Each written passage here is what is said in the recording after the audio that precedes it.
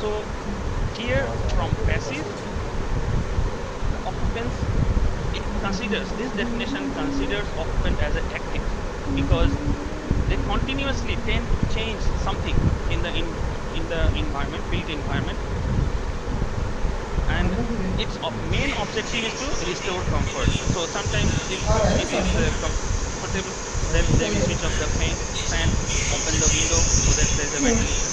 If there is a high temperature outside, then they will close the window, switch on the fan. So, and in this process, inherently the energy consumption is optimized. They will use optimum energy to restore the comfort. So another challenge associated with that above these definitions point to subjective large variations psychologically and physiologically from a person to person. So how to come to a particular value, this is a challenge. Conversion of subjective responses to quantitative values in terms of environmental variables that define comfort, that is another challenge. So not only thermal sensation now, but preferences now are also there.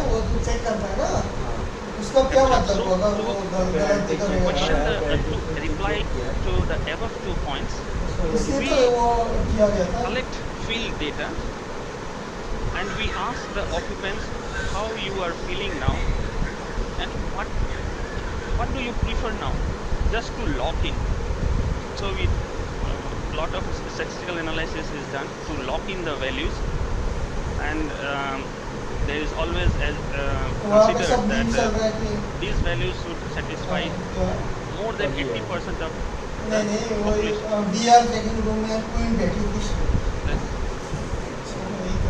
So I'm moving to about my research on traditional residential buildings of Northeast India. So when I started my research on buildings way back in 2006, so I found that bioclimatic classification of Northeast India is not correctly reflected in our Government of India's documents, scientific documents. So I have to carry out this classification. So for that classification, I collected the data from around 30 meteorological stations across the Northeast India. And when I started my research, Sikkim was not the part of Northeast India, so you will not find Sikkim in my research, but now it's the part of it, so there needs a correction. So I collected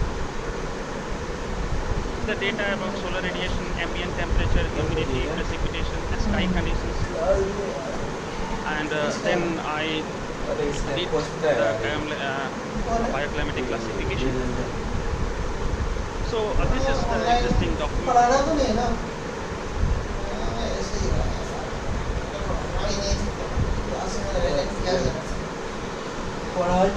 पढ़ाई क्या गोली घुस चुका हूँ उसको मैंने पढ़ा दिया था। वो क्या था कि एक बार बोला था कि ये वीडियो दिखा दो, मैंने दिखा दिया, दिखाया क्या उस दिन आवाज़ ही नहीं आ रहा था वीडियो का, कहीं से नहीं आ रहा था कुछ प्रॉब्लम था, गूगल मीट कहीं कुछ। तो हाँ सर मैंने पढ़ा दी होगी मेरा एक क्लास लेने बोलता है वो शीट चेक करना है उसको भी करना है। And this I proposed the right figure that I proposed the new bioclimatic classification of Northeast India. And this is consistent energy in building. So I hope Government of India will incorporate this map there in their National Building Code. You just have to add this there. The rest remains the same. And this is about the different specific parameters like temperature. In summer, winter, let's talk about maximum, minimum, then winter maximum, winter minimum for warm and humid climate, cool and humid climate, and cold and cloudy climate. These are the three bioclimatic classifications for Northeast India, and this is the respective ranges of temperature. So we'll find that humidity is quite persistently high throughout the year. Then rainfall is also high, as we know that there is a high rainfall in Northeast India. Sky conditions, as also mentioned here, then wind direction and vegetation.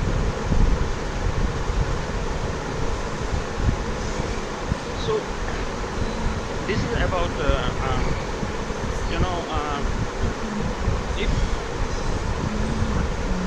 like we know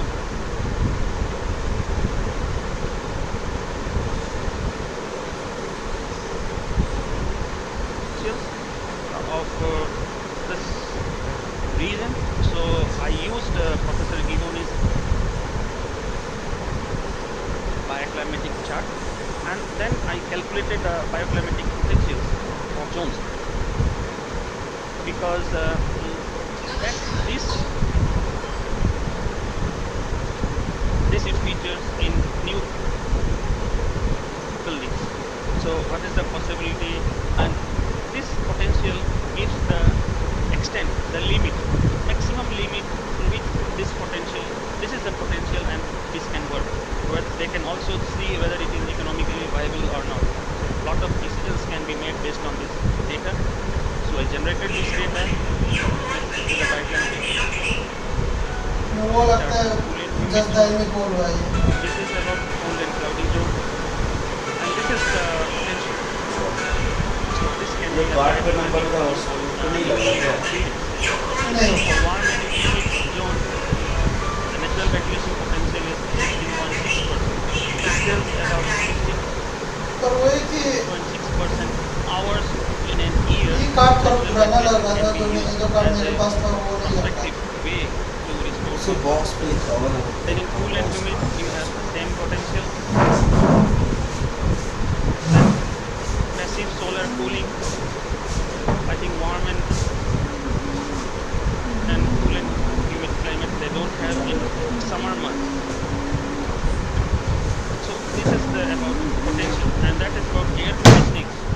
And you see that in summer months, due to high humidity and low natural ventilation, the air conditioning, you have to go for air conditioning.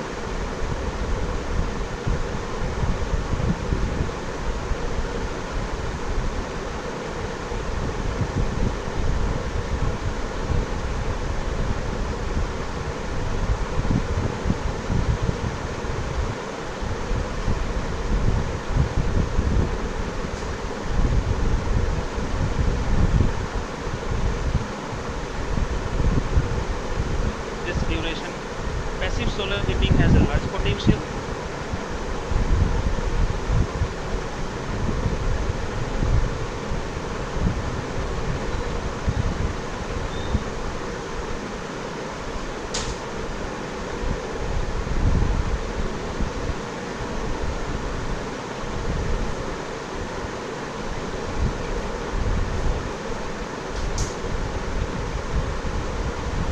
Buildings that are about 70, more than 70 years old throughout the entire northeast region. So here I am presenting some of the evidences of existing solar passive features. This is the building we call it, this is the feature that is in warm and humid climate zone. So you see that a lot of ventilation arrangements are done. Like you see that chimneys are there, and inside there is an opening in the dead end, so it enhances the air circulation. Also you see that there is architecture. Here you see that top, the first floor is totally constructed of wooden, so this makes the structure light, and also it improves the comfort conditions. And this is the school building. You see that the number of windows, ventilators, and then other arrangements are there. And these these are the list of the features that I depicted in this figure. This is also the shading techniques, different shading techniques that I found during my survey. This is the architecture of cold and I found this in Ceylon. So here you see that the stone architecture, the walls are very thick, houses are very compact, and they have space heating arrangements inside the house. So these kind of things. So people are aware, and in old houses they respected the existing climatic conditions, and they embedded those things in the architecture. Next is the architecture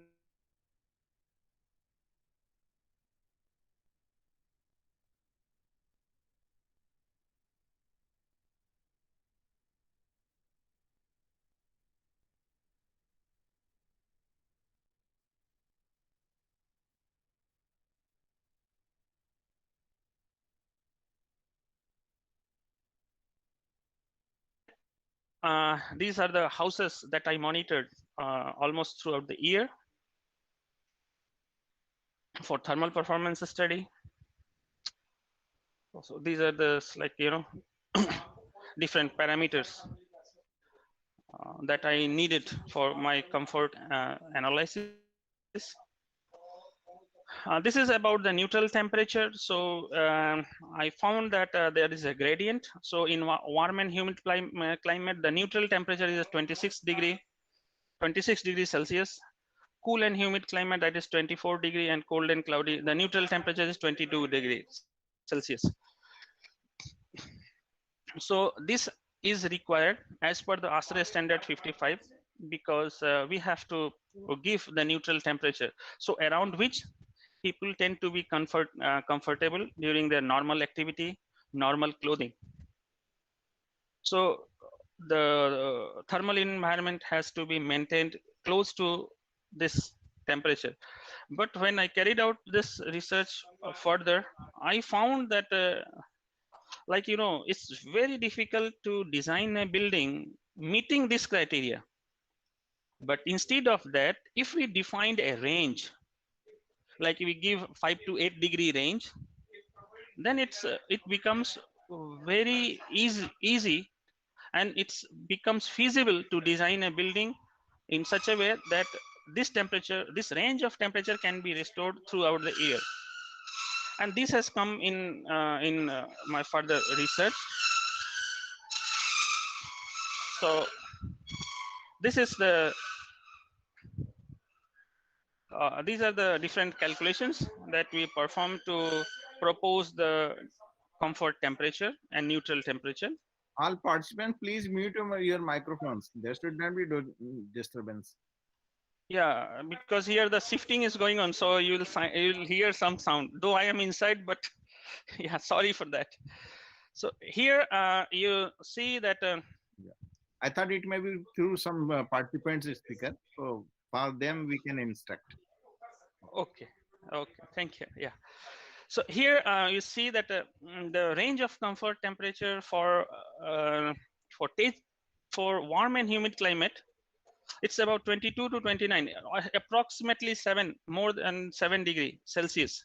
Same condition exists for Imphal, and almost similar condition exists for Cherrapunji. So here in 2010, in this paper, I proposed that it's always better to say it's okay. You can talk about neutral temperature is okay, but it's always better from designer perspective to talk about a range of comfort temperature. If you talk range, then you give rise to lot of possibilities that can be incorporated in a building, and also it's easy for the designer to see which thing will work, which will not work.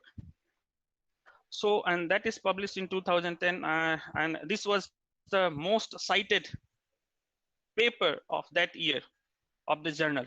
Like there's listed around 20 journal papers. They're the most cited, most referred, most viewed, and most read. So that article was highlighted from Building and Environment Journal in 2010. So I think this was the reason, because I emphasized on those things. And after that, I think the trend started that they always proposed range instead of particular point, neutral point. They always give emphasis about range of comfort temperature. So I also got the honor to work with Professor Givoni, so who is the renowned researcher in this bioclimatic field. So I co-authored a paper with him based on the data I collected. So see, it's most of the time it's not possible to measure all the buildings existing in a particular location. It may be 200 or 300 buildings. So if you take the representative buildings and all the buildings have same typology, same construction, and almost identical built up area. So he developed a technique. So it says that you can, if you measure a representative building, monitor a representing building, you can develop a formula, and based on that you can predict the indoor temperature, indoor maximum temperature, indoor minimum temperature, indoor average temperature in those buildings. So we tested it, we developed the formula, and we also validated. So this is the things, and you see that CC values are very high, correlation values are very high. Overall correlation coefficient is 0.96, that is very high. So with this we can say that this technique, and this very easy technique, and most of the time it involves visualization to define the parameters. So first we take around 10 12 parameters, and then we restrict it to 5 or 6 parameters, and then we develop this formula. So this is about the minimum temperatures. Also you see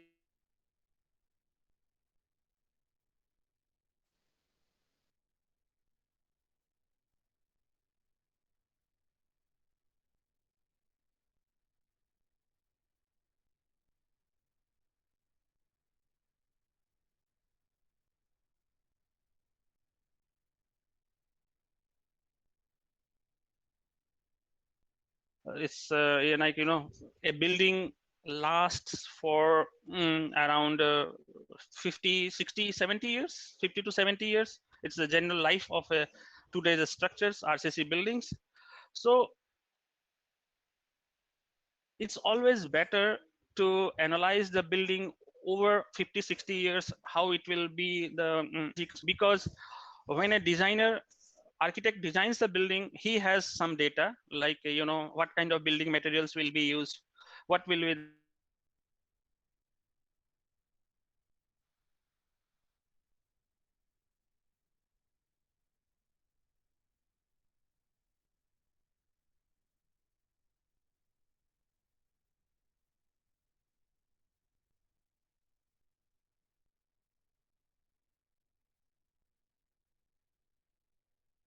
this can be fed to the building energy simulation tools, and the building's performance can be analyzed over the period of 70 years, and then we can see how the building will behave and what are the features that can be included to minimize the indoor temperature variation, to minimize the energy. So we can propose, so the required changes can be done at the designing it stage itself. So saves a lot of money, it minimizes the running cost of the building. So in these things, the critical part is the occupant behavior integration in building energy simulations. That is the very critical thing, and people generally don't integrate occupant behavior. But now the research that is it's now quite mature, but still it's a challenging to integrate occupant behavior in building energy simulations. So in my study, when I surveyed the building, I monitored when the this is the building that I monitored, and here the here the windows are opened, windows are closed, so that I monitored when the building is opened, window of the building is opened, and what is the temperature inside, what is the temperature outside, when the ventilator like above openings are opened. So I devised two strategies based on the occupant behavior.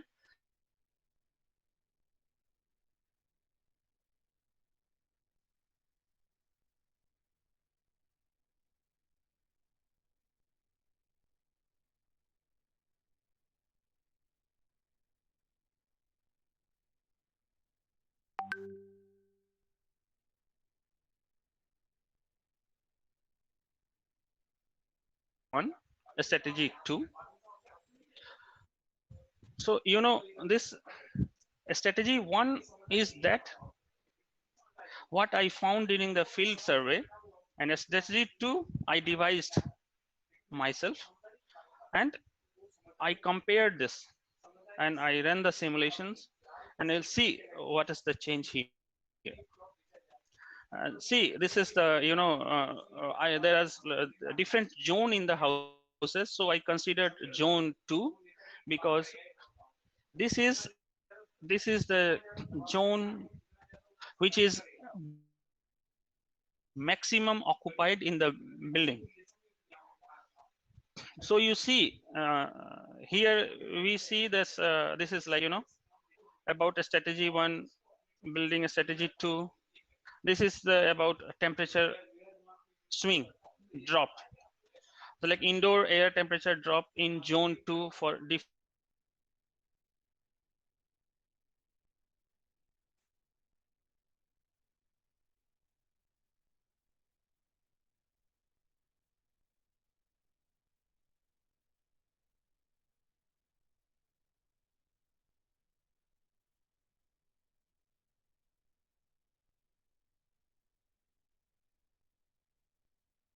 See, that improves the comfort conditions, and it is obvious that is there. But if I try to change this windows opening behavior, there is a temperature build. So while running the building simulations, I have to consider a strategy 1 to study the building thermal performance. Here also we see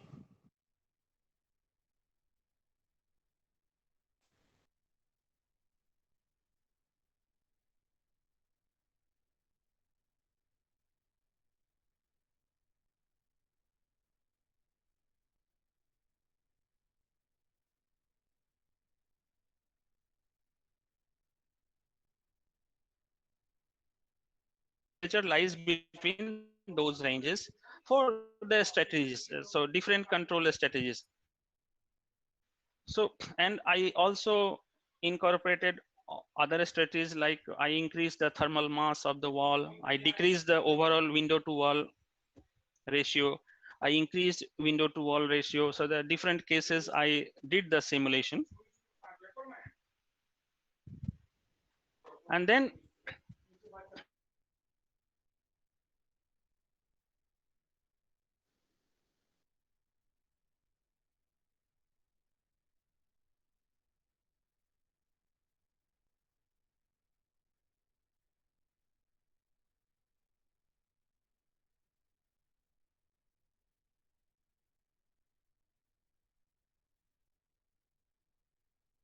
so still the green line, we see that that has the maximum number of comfort hours during summer months. Then as I told, I was also in touch with Professor Bansal. So now he is no more. So but he is the person who started the study in this area in which I work. So we had a long discussion. So he just asked me, so Manoj, can you, because someone has asked me about some company, they are developing some paints, white paint, reflective coating. So they have asked me that, sir, what is your view about cool roof? Because their study says that there is, like, there will be decrease in temperature. So can you do some study using this building energy simulations, and can you tell me the results? So at that time I was in Tokyo University with the JSPS fellowship. So um, I said, okay, sir, I will do it. So for him, and he given me a lot of things. Then he said that, okay, you consider this condition, say run the simulation and give me the results. So I worked on it. I sent him the analysis, and then when I returned for my field visit in India for some data collections, then I met him in Delhi, and then we had a long discussions, about 2 hours of discussions of different things. And then he said that, okay, I am satisfied with your results. So here I will show you some of the things, like he considered, just he told me that just consider a simple building with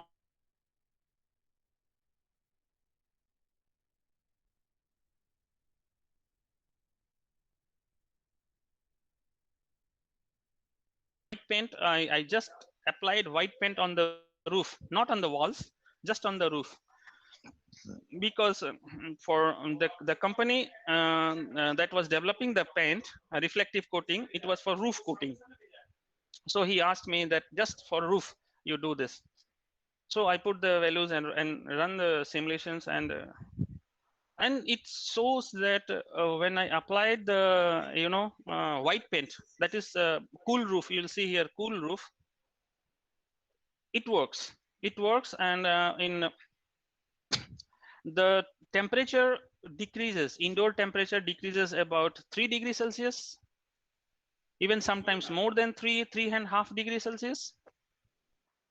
And also the indoor inside temperature, like there is a roof, and inside temperature from the room, if we'll see the roof, so inside temperature there is also decrease in inside temperature.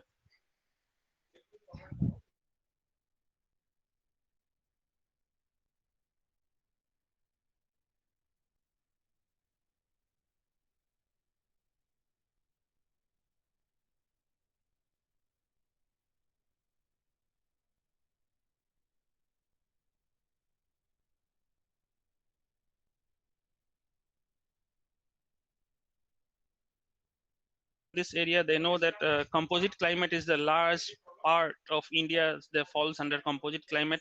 Hot and dry climate is the desert climate, that is Rajasthan. There This is the hot and dry climate, so I analyzed for that. This is about the roof inside surface temperature. So here you will find that for cool roof, the inside surface temperature is quite lower, and here also, that is about the heat flux, it's also quite low. The fluctuation is low. If the fluctuation is low, then it improves the indoor conditions.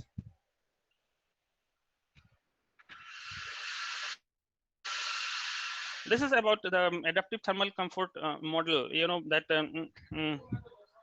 there are two school of thoughts in thermal comfort. There is a heat balance method. One is heat balance method, and another is adaptive thermal comfort method.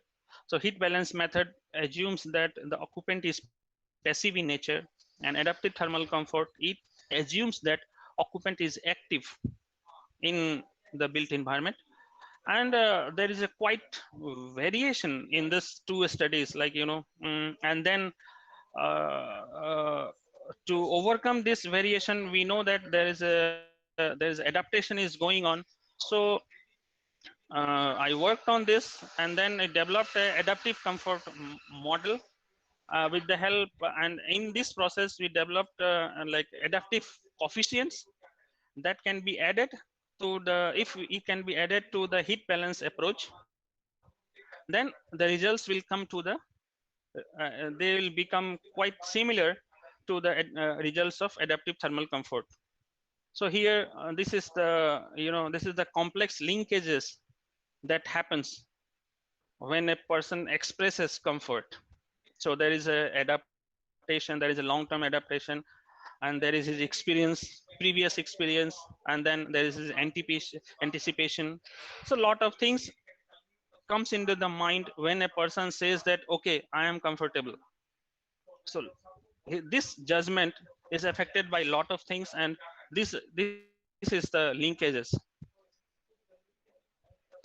And this was the model that was proposed, and lambda is the adaptive coefficients, so that he calculated. So this was the calculated that in lambda, and lambda values, this changes throughout the year, and in different season its value is different. That means a person goes through different extent of adaptation in different season, and that is also important finding in this area, because the extent of adaptation keep on changing throughout the year. So in the above figure you'll see that these two are quite like above is the, adaptive thermal comfort in figure winter, like top left figure you'll see, and then bottom was the heat balance approach. It's totally different. And then if we add with the adaptive coefficient, the results become, you see the corrected winter. The curves, the plot got aligned. Same with the summer conditions. And this was published in Applied Energy. So with this, after that I finished my PhD, and then I went to Europe for my postdoctoral fellowship, and there I was assigned to work on their historical historical residential buildings. So in Europe, there is a common trend that a lot of the buildings they have now, they are constructed like before 1945, after First World War, and in between Second World War, there are a lot of buildings are constructed, and those buildings are still there, still being occupied by the people, and still it is in use.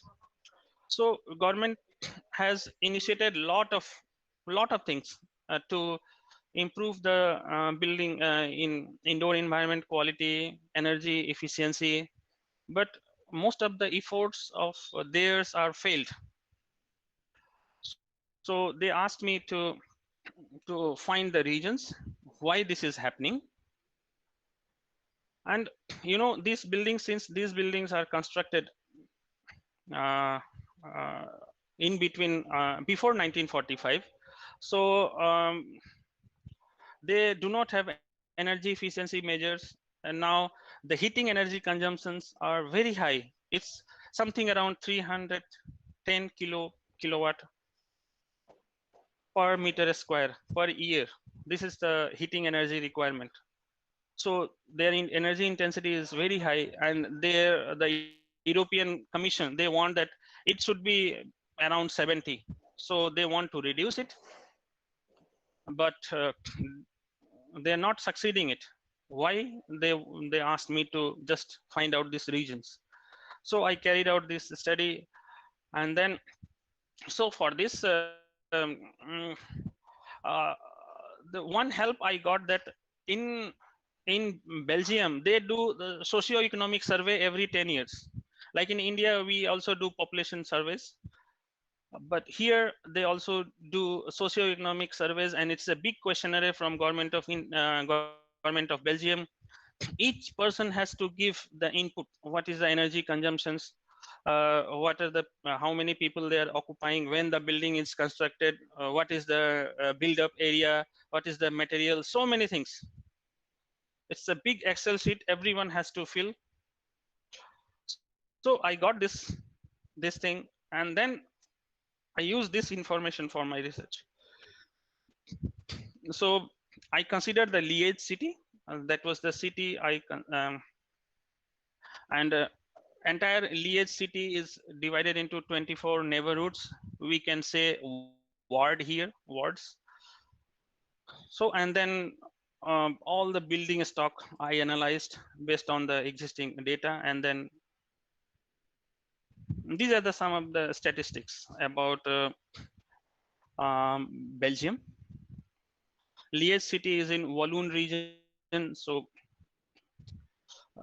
you will somewhere you will find also Walloon region. So Liège city is in Walloon region. So this is the so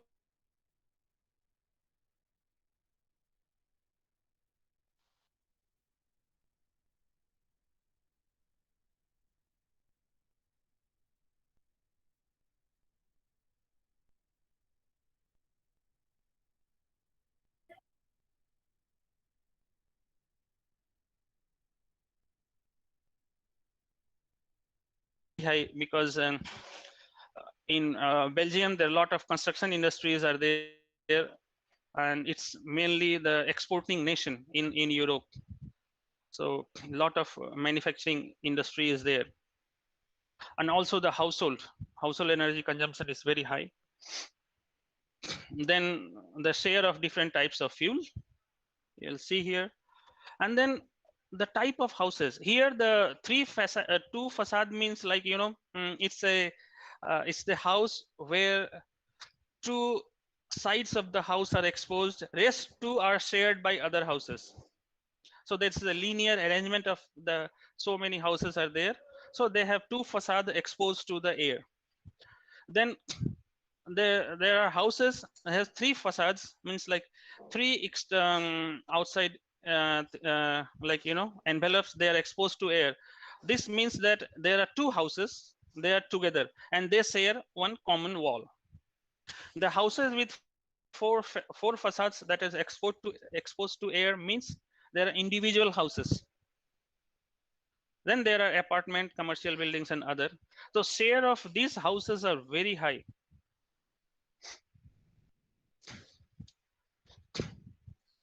So this we will see in very interesting. We will see in this slide. So you see that you'll see the figure here that is drawn with the help of ArcGIS. So you'll see that in the central, this is the map of Liège city. You'll see this is the map of, and the red portion you will see here is the use of central heating system, and the red portion is the city center. There's an area of city center where the buildings are compact. The all buildings have central heating system. Other buildings they have individual heating systems, but in the center of city center they have a central heating system arrangement in the houses. So this one figure, it says about the number of houses in different age groups. So you'll see that the highest number of houses that are in three age groups, that is 1900 to 1919 during the First World War. Then the highest number of houses they are constructed between the First World War and Second World War, and then from Second World War to end of Second World War to 1964. So these are the main concern of Belgian government. And these houses are still in use, and they want to improve the energy efficiency of these houses. Here, age groups, the different build-up area. We will see that 0 to 50. What about 200 to 300 square meters? There the houses. the like growth rate of 0 to 50-meter houses, 51 to 100 square meter houses. This shows the type of houses they are constructed, and and these are not the new constructions. These are the old constructions where the big commercial buildings that are being changed to small apartments, because the family size of Belgium is 1.3 to 1.7. That means most of the houses are single occupied. The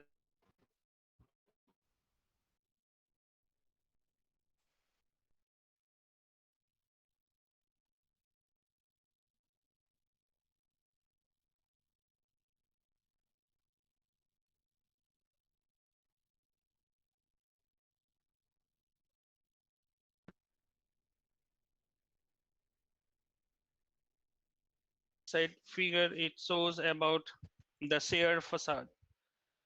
So you see that city center, the maximum number houses, they share their external facade with other buildings.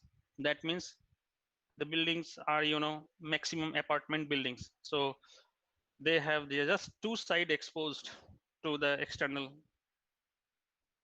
ambient, and rest two sides that has been shared by other buildings. Then I carried out thermal comfort study to find out the reasons why people are not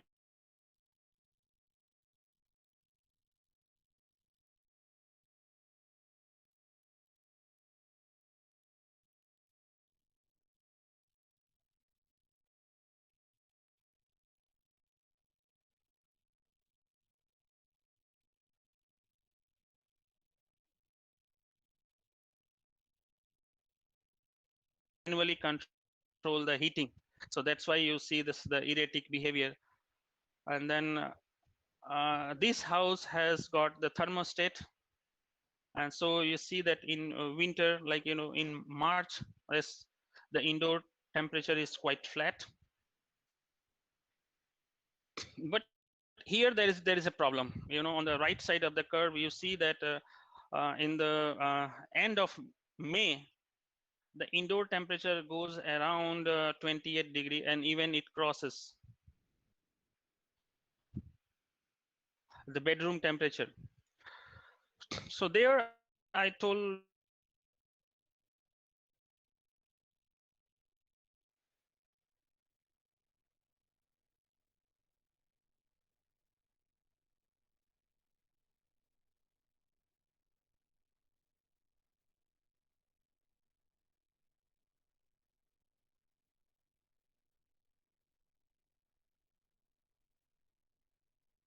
insulation, the indoor spaces they decrease, like and then they have to discard all the furnitures. You cannot fit in old furnitures, they have to throw out.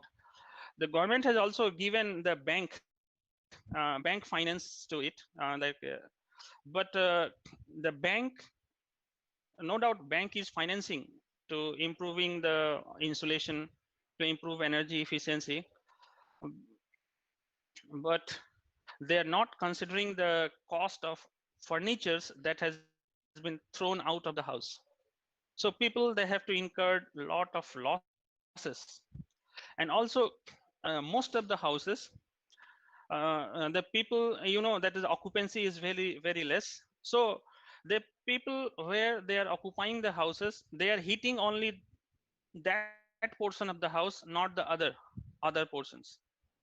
So already they are using, they are using minimum energy there. So on that point of view, the saving is not that much.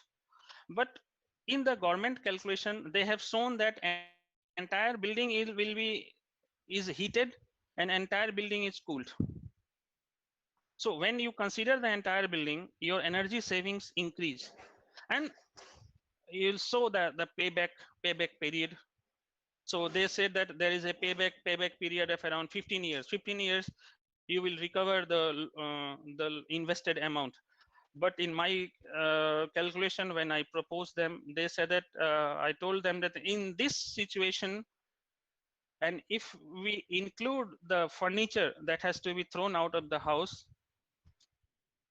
and the energy saving based on the occupancy profile, if we run the simulation, the energy saving and the is investment, they are not coming to the even. The owner is not going to recover the cost even in 30 years. And same thing happened. Few people, they avail the bank loans. No doubt they got the tax incentive as announced by the government and some tax rebate, but still, you know, they are not able to pay, and the benefit is not that much. So you know that the word of mouth that spread very fast, so the people said, no, no, no, no, we are not going to adopt this, this is not working. So these are the regions that I told them that you have to consider these costs that are not being included. And also this I told them that see, those houses though they that done the insulation, they will have the overheating problem. And still now entire Europe, they are dealing with overheating problem in the insulated houses. So there, so it seems some surprising that entire Europe is now working on cooling strategies. One of my friend colleague, he is heading IEA expert group to devise, you know, formulations or some techniques to cool down residential buildings in summer month. So it's, you know, this is the cold country. When I was there, I found that just in the month of July, for 2 weeks, you need to run fans. So those houses, since they are designed for cold region, they don't have ceiling fans. So, but you can purchase pedestal fans. So I run for 14 days pedestal fans, and for, you know, duration of around 3 hours in 24 hours. And you open the window, you ventilate it, your house becomes quite comfortable indoor temperature. But now they are so much worried about overheating that they have to plan for cooling the buildings. And this, the zero concept of zero energy building, they have brought havoc to them. They applied all those concepts in the existing building, and then it's just deteriorated the indoor environment.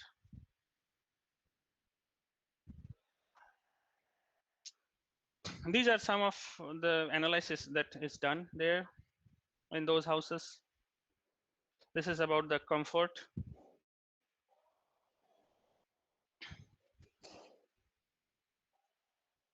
And these are the things that people do, adjustment to improve the comfort. Actions to modify indoor environment in winter, then actions to modify indoor environment in summer.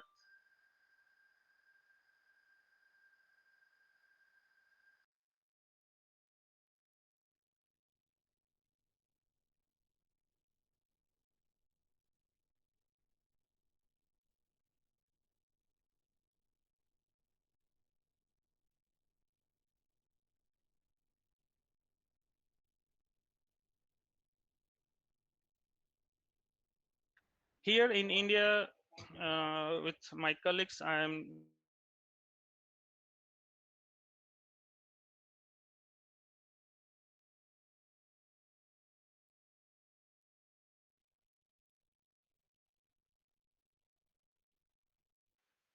houses that is about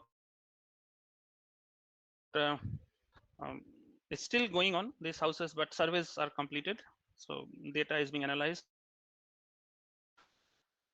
This is the so this picture is visible. Hello. Yeah, it's visible.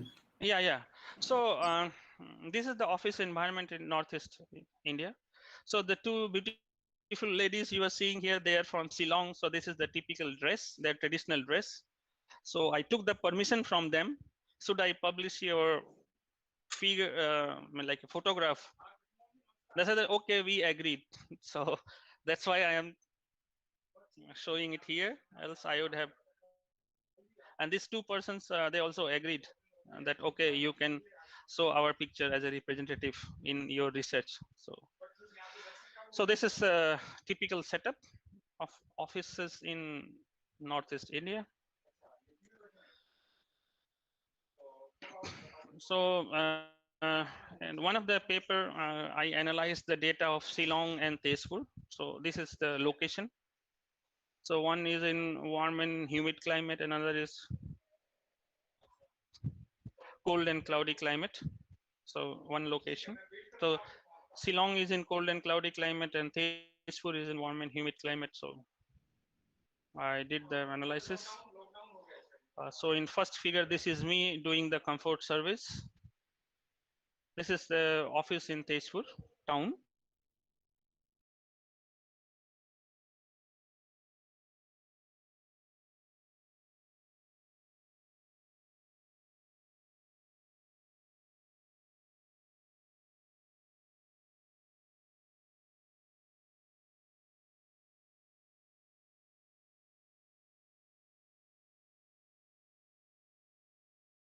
Analysis of the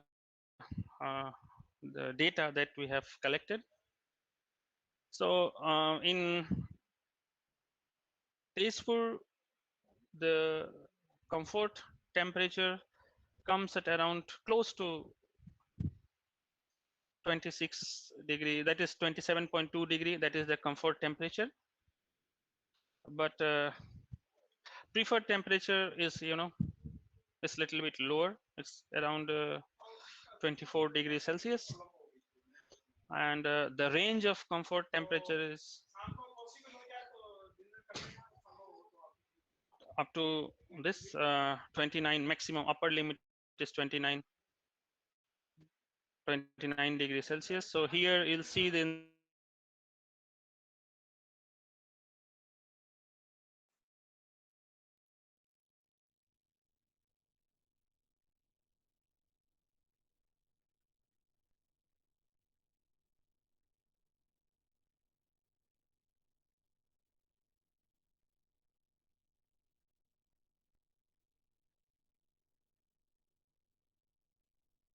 these are the different analysis. These are the around clothing. This is about the mean clothing level, and this is the preferred temperature. We will see that two sigmoid curves, they are crossing at around 24 point, at around 24 degrees Celsius. And this is about the clothing. So that is the clothing level is not a linear function of temperature. It is the non-linear function of temperature. So at higher temperature and at lower temperature, clothing level increases. So that is the thing. So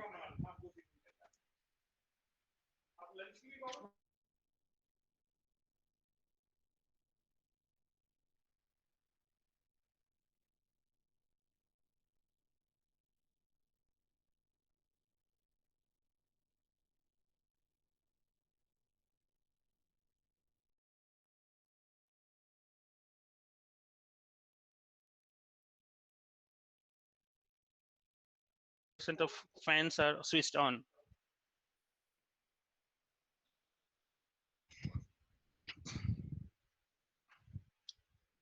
So next thing about I will discuss about the thermal comfort study in academic classrooms. So this is a typical university campus.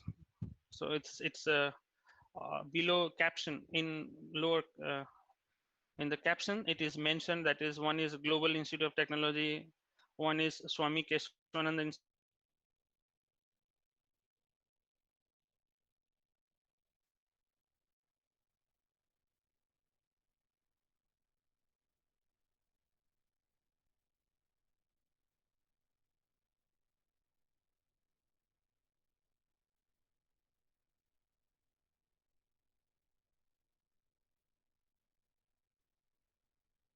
and one is around more than 25,000 data. So 25,000 data uh, we try to define the thermal comfort boundaries on the psychometric chart. So because during the study we find that the psychometric chart that are used in ASRE database uh, and in ASRE database that where the thermal comfort boundaries are defined, they are not accurate. They are not representing the Indian conditions. So we use this 25,000 data to design our own comfort boundaries on the typical psychometric chart. So these are the plotting with these the data are plotted there. So we'll see the different constants, like this is the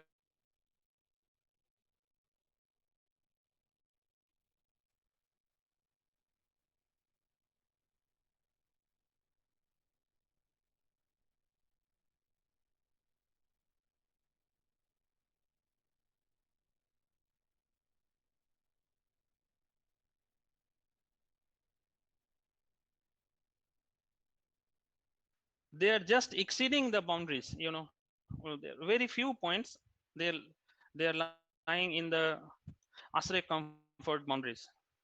So and if we do analysis based on this, we will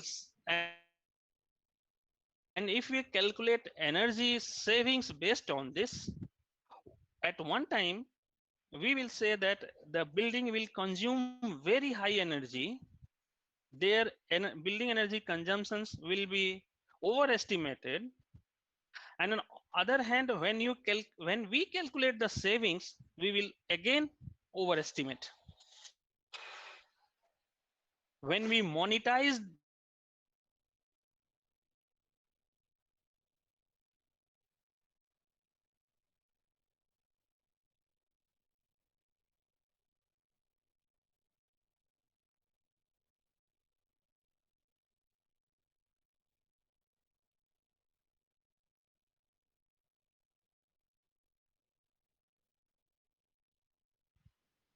and full the chart will come here. So this is the two charts we have proposed for composite climate of India. These are the thermal comfort boundaries for composite climate of India. This is published in Building and Environment Journal. So they are the different nomenclatures used here are defined in the legend.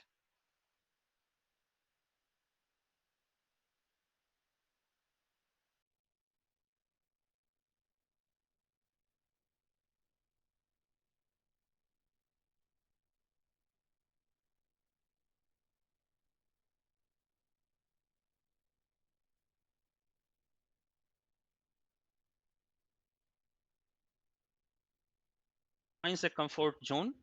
So we calculate here the proportion of population that accepts particular range of temperature. So we just cross the 80% mark, and then we truncate it, and the bottom we get the comfort range. And it seems very high, 31 degrees Celsius, but this is for composite climate, and this is mainly here during the period where the humidity is very low. So evaporative cooling can be used here, and then this temperature comes close to 27 degree Celsius, 27.1, 27.2, and this is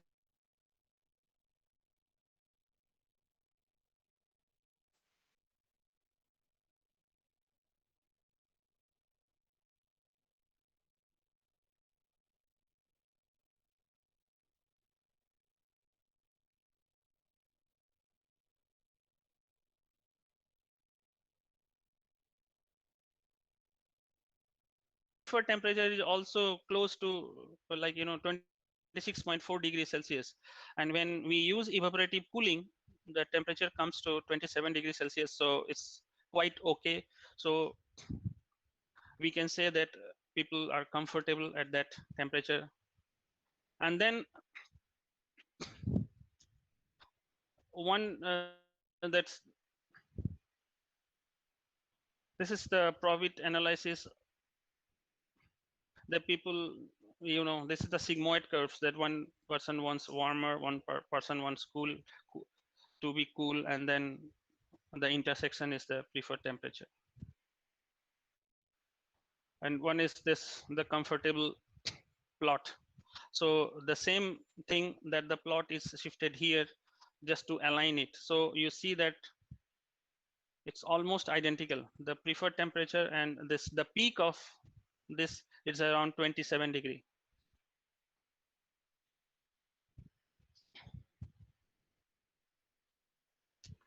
This is about the clothing behavior. So this shows that the clothing behavior is not a linear function of the temperature. It's because here it says our experience. It because a person's experience comes here, and then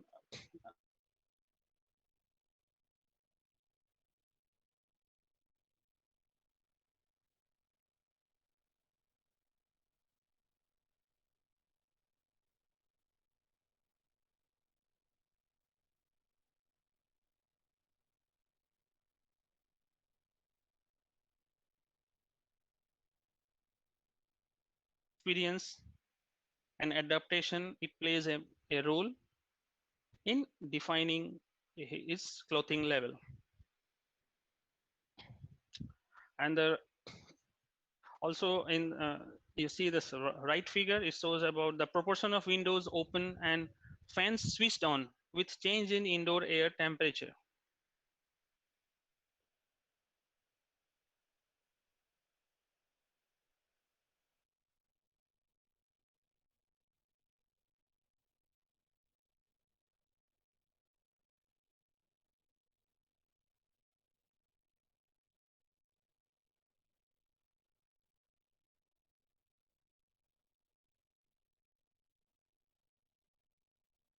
Open, and as temperature crosses that, windows starts closing.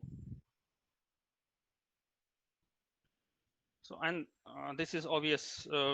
We know that if the temperature increases, like outside temperature is very high and inside is low, so we tend to close the windows in summer just to keep the indoor cooler.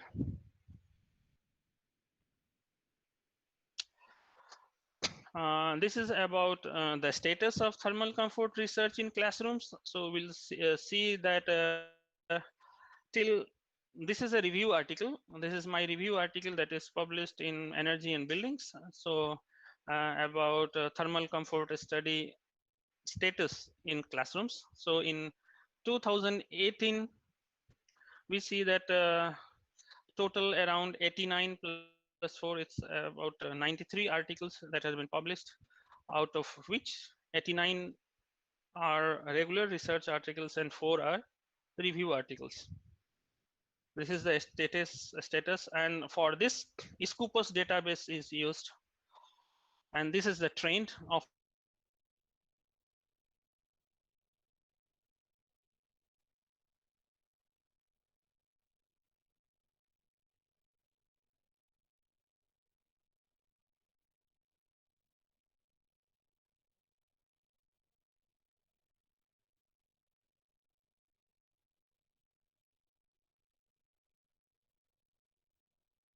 studies they show that indoor environment conditions they affect the learning ability of the students well-being, their concentration.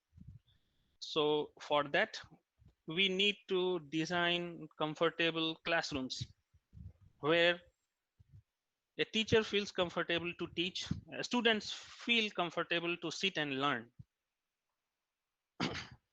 And see, from general comfort articles, thermal comfort articles, and you see the orange ones.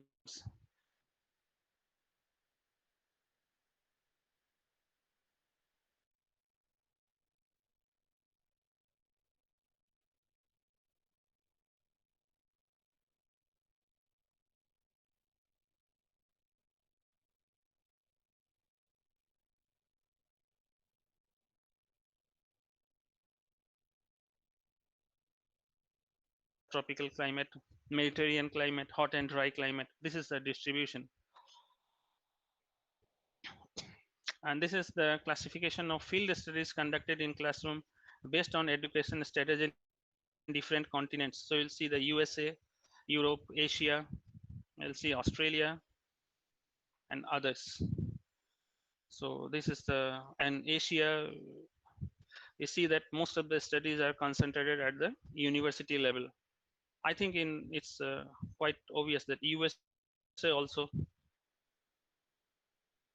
most of the studies are concentrated in university levels, because in university levels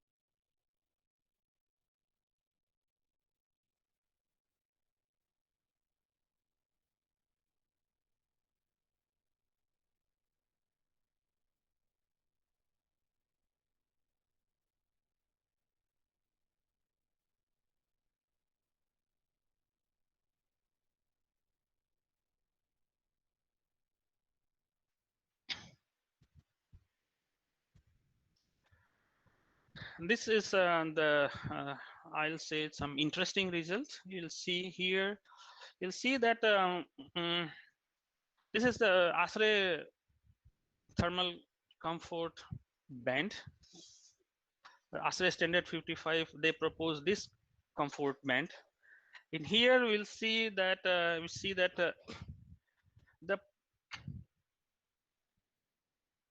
the university students, they are very sensitive to temperatures, and then comes secondary, and then comes primary. That means primary school students, they are least sensitive to temperature. This is why this is happening, because in this primary schools the controls are in the hand of teachers. They cannot open the window. Teachers can open the window. Teachers can run the fan. So if teacher feel hot, he will switch on the fan. Same in the European countries. It is regulated by the grown-up people as per their requirement. So this shows that the students are least sensitive to the change in temperature, but in real case it is quite opposite.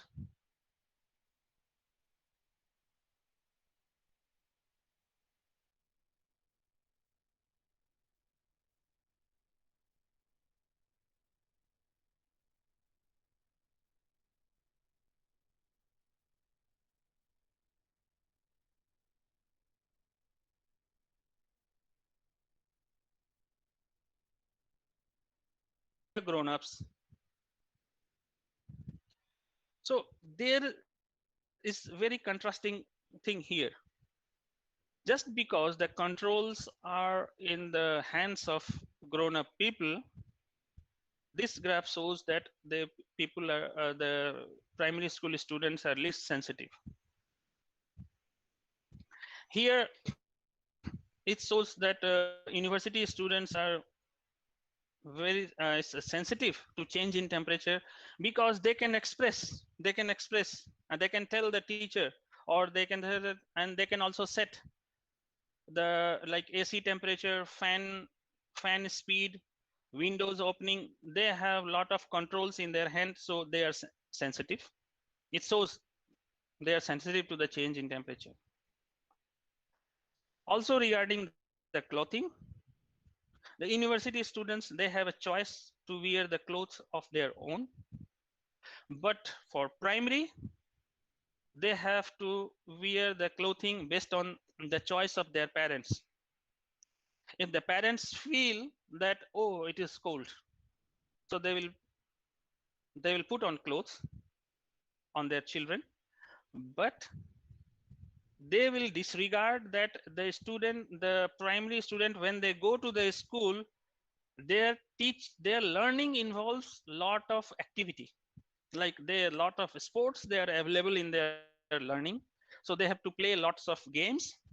Like if suppose they are counting, so they have to run and tell that, okay, these are the three fruits, these are the three chairs, something like that. So it involves lot of physical activity. So if the physical activity is involved, generally you will sweat, you you will feel warm, so you need less clothing. But since outside is cold, so it is the choice of their parents or choice of the teacher to to put them under heavy clothing. So these are the things that needs more study. Still there are lot of research that needs to be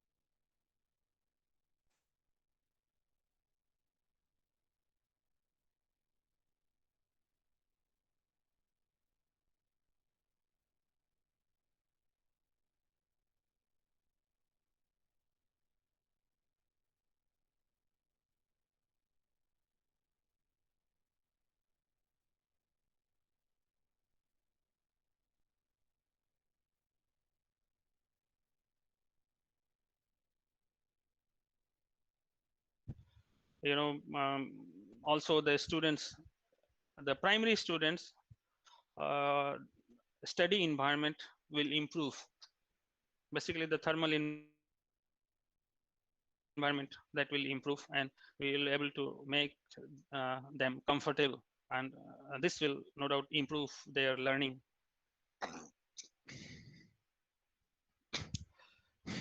This is another interesting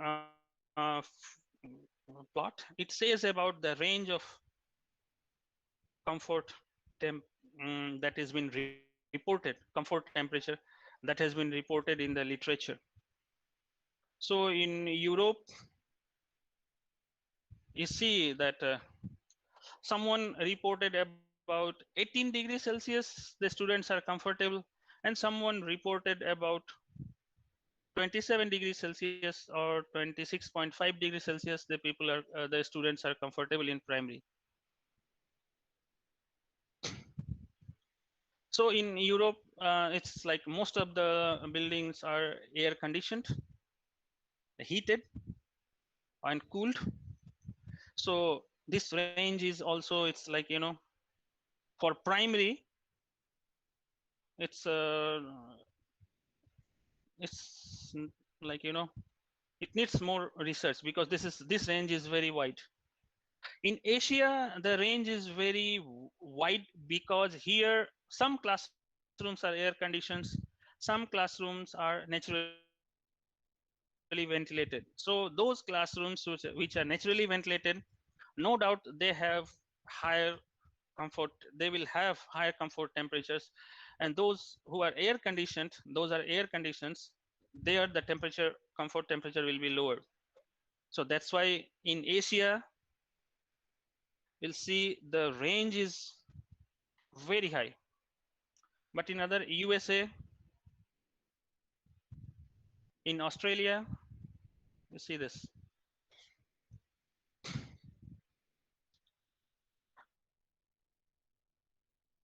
This is our latest research during the COVID time. Last year, we collected data in industrial unit in Rajasthan, and we reported this.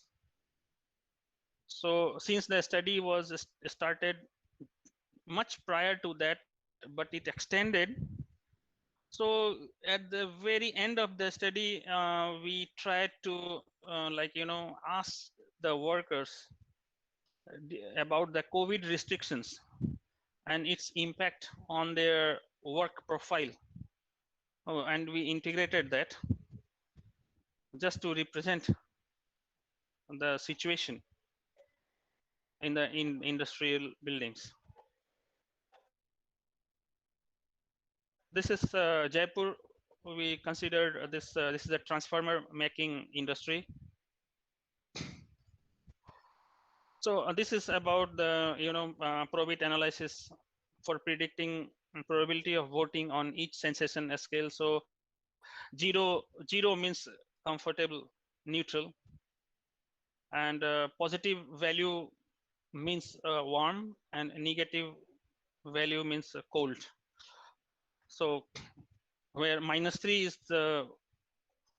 very cold and -1 is cool, where 2 is hot, and if 3 it is very hot. So this the thing, and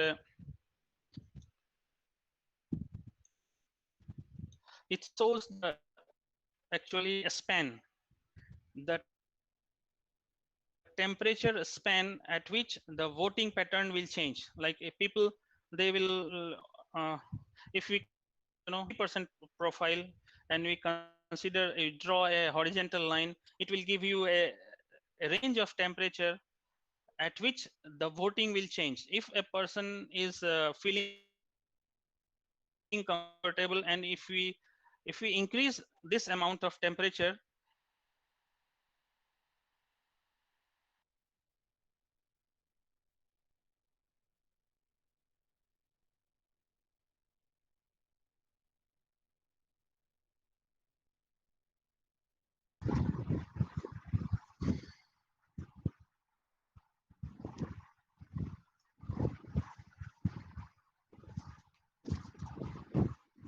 say that okay, now I am How feeling much time is more, sir? At last, we can so take 10-15 minutes for question time. yeah. So it's 5 minutes. Just yeah, Okay. just 5 minutes. Okay. I will finish. Just at the end. I am just at the end. And this is about the proportion of votes. So 80% is the mark. So we'll cut this at 80%, 0.8. So it's if you want to convert it, you just multiply by 100. So it's like 80%, and then horizontal axis, it will give the range of the temperature. So it is in the industrial. So in the industrial building, the temperature is very high. This because activity level is high. Somewhere welding is going on. Some other fabrication process is going on, and they use fans, pedestal fans. There is no other means to lower the temperature. All the windows are open, so their indoor air velocity is also very high.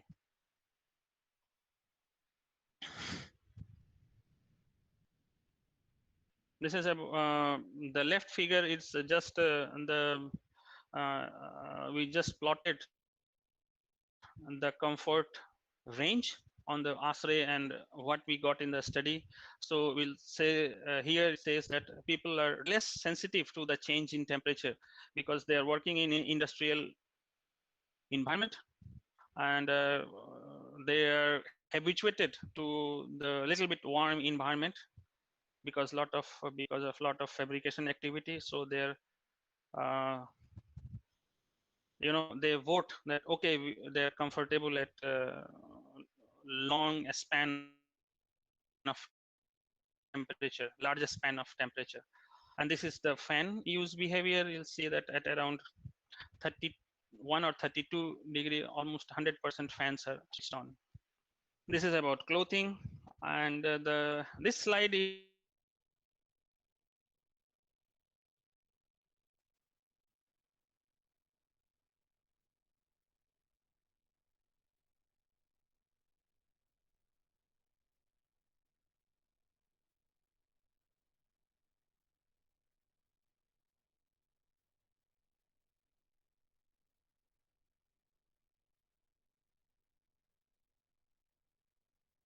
that what are the difficulty they are facing because of the COVID related restrictions when applied to the workers. This is about the our study that is been included in the database of ASRE thermal comfort standard 2017. So these are about my collaborators,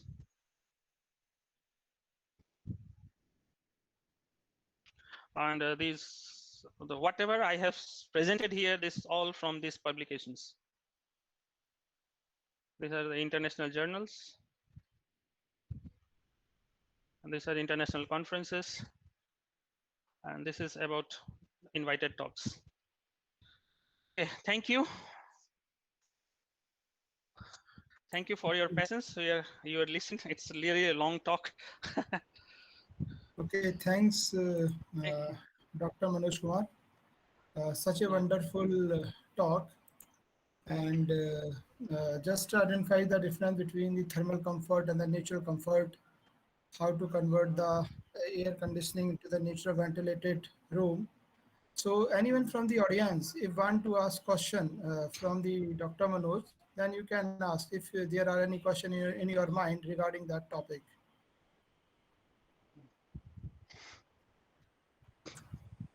So Dr. any Manoj Kumar, this is Rajkumar Singh from Mechanical Engineering Department. I Yes. want your observation about data collection and their integrity in Europe, because you talked about some data collection. Yeah. Yeah. So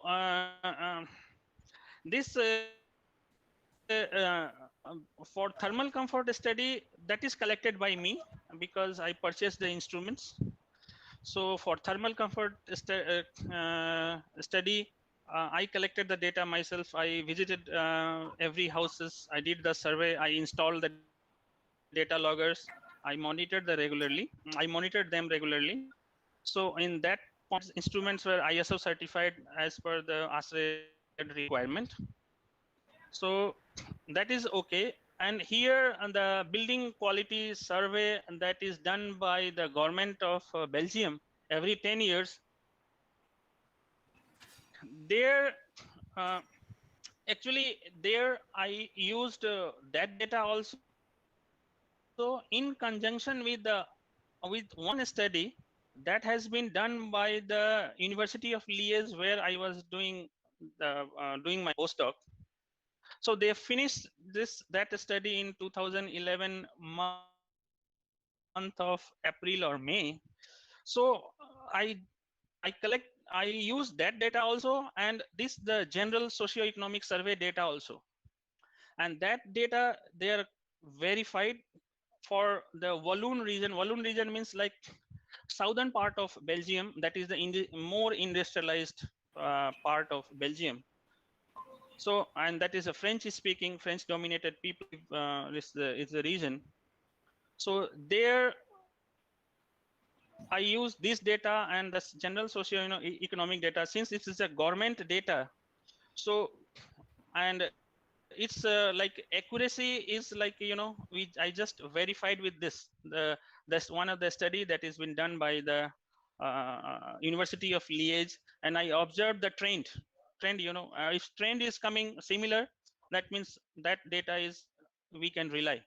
And it's also is the government data, so somehow we have like, like here our government that calculated the statistical data, uh, so we have to rely on them to do the larger scale analysis, because it's not possible for us to do such, large data collections in short period of time. So though the limitations are there, you are right, but the best we can try is that we can, if there is some other source is available that is more reliable, and but you have to use this large database. So extract the data for your region and just analyze for some kind of trend, some parameters trend. So if they're okay, then you can assume that okay, you can go ahead for your further research. Yeah. Yes. Okay. Dr. Manoj, I have a question, Yeah. sir. Such a wonderful Yeah. presentation. Sir, I had spent Yeah. 32 years in Voltas, the person who are doing air Okay. conditioning in the country. I just want to Yeah. know whether all your these technologies or the processes, have they been Hmm. included by X-ray and in their handbook, X-ray handbook? Because these are the one where probably energy saving or energy conservation we are working on. So this will be hmm. have a good Yeah. impact in our, particularly in India. Yeah. Yeah. So actually,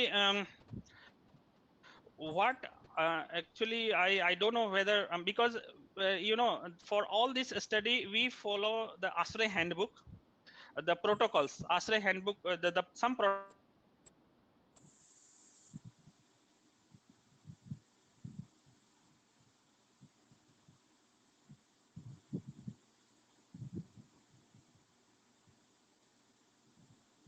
Hello.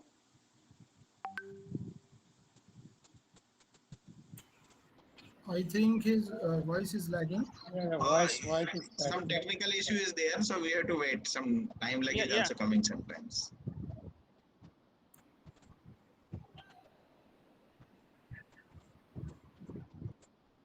Are you able to listen to us, Professor Manoj?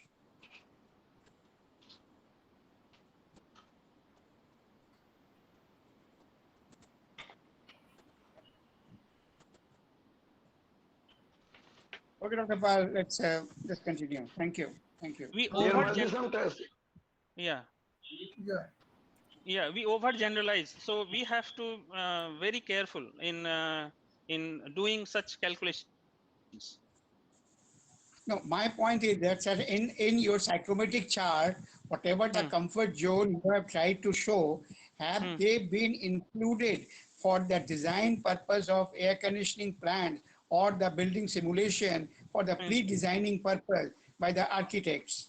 Uh, no, I don't think so. They just follow the like in India. I think they just follow the building codes and existing like ASRE thing, ASRE standard. We have, because this is just published around in 2017.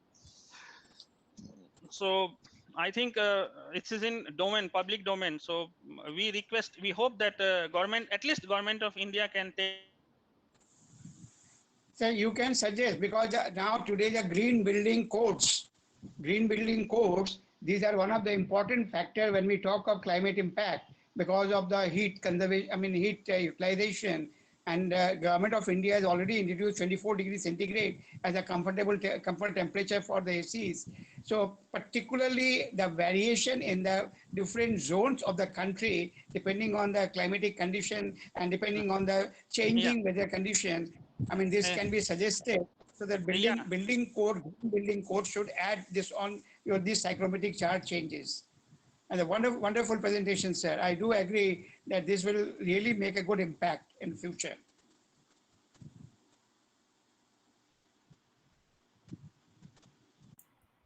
Okay. Any other from the audience or the participant? Hello, hello. Can I ask something? Yeah, Jan sir, please ask. Yes, this Yeah. is my personal query. When I Yeah. visited this Gurgaon and Delhi area, I have seen very big, large, beautiful Yeah. buildings, but they are made of all glasses, glass building, very large, 30-story or 20-story glass building. So, and India is this Delhi and Gurgaon area. This is the very hot climatic conditions. So, my question is that from the point of view, is this thermal load or green buildings? So, whether these glass buildings are suitable for India, Gurgaon, or such a hot, such a where such a high temperature is Hmm. available? Hmm. So, they are suitable or not, or just No, for no, the aesthetics? no. Just for that aesthetics, it has been done. So I will tell you an example of Luxembourg. In Luxembourg, they have made a 15-story building of Yes. entirely external facade is of glass, and they have double facade, like double external facade. And what is the in peak of December, indoor temperature is 38 degrees Celsius. they need to run ACs to cool down the building. So this is the impact. We are just creating a oven, and it just to look good, we are putting all glass on the external facade. For India like climate, So it means they are it's not suitable in just India. not suitable. Just to look So I good, think they do it. this greenhouse effect will be there. Yeah, yeah. Thermal loading will increase. Yeah, definitely it increases. And also they put dark glasses, so in the daytime, where they can use the daylight, they are using artificial lights, to work on the desk. Yes. So it's like, Okay, sir. Okay, sir. Thank you. Manoj sir, yes, actually, you might have seen in near Gurgaon there is Terry village. They have dig very big pits inside the soil, and they are yeah. taking the cold air even in summer through Hmm. the natural thought process. Yeah, So yeah. this may be one of the area of the research that big buildings can also adopt the same thing. Yeah, it is really a good technology. Only thing is that the maintenance, because this it's is earth air tunnel, we call it earth air tunnel. So it's like, Yes, sir. it's a, yeah, underground tunnel, so it's chances that a lot of fungus will develop, and this is the very big problem, the development of fungus. So it needs regular maintenance, regular cleaning. So if we take care of that part, it works very fine, because I have seen, Okay, thank you, sir. Yeah. Yes, yeah, sir. yeah, Thank you, sir. Thank you. Thank you. yeah, Okay, any other yeah. participant who want to ask question?